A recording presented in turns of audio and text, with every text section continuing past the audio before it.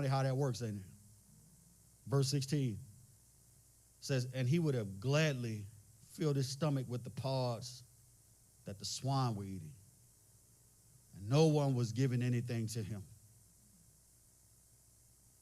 But when he came to his senses, he said, how many of my father's hired men have more than enough bread, but I'm dying here with hunger?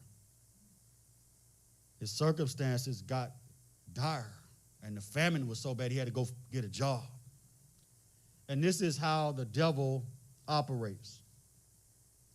He'll lure us away with a bad decision that looks good at the time, and then put us in a position where we got to compromise everything. Are you following? Let me tell you how that works. This young man, and this text is written to a Jewish audience. This young man was probably a Jewish young man.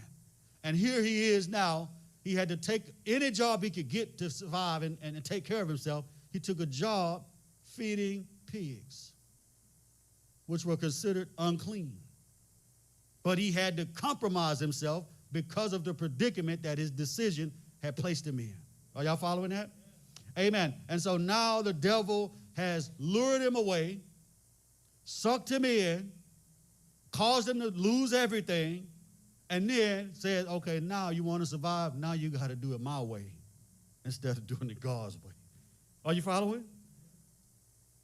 And he was so bad off that he was willing to eat the food that the pigs were eating, and they were eating husks.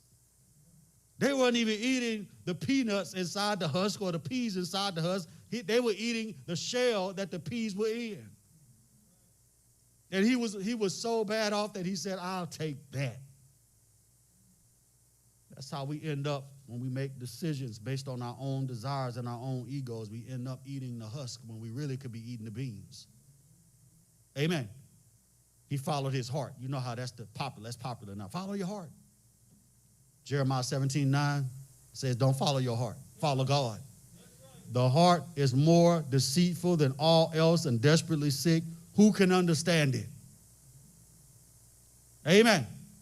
We're following our heart on one path, and God has carved out another path. Amen. Not saying that the path that God carved is going to be perfect, but it's the path that he wants us on.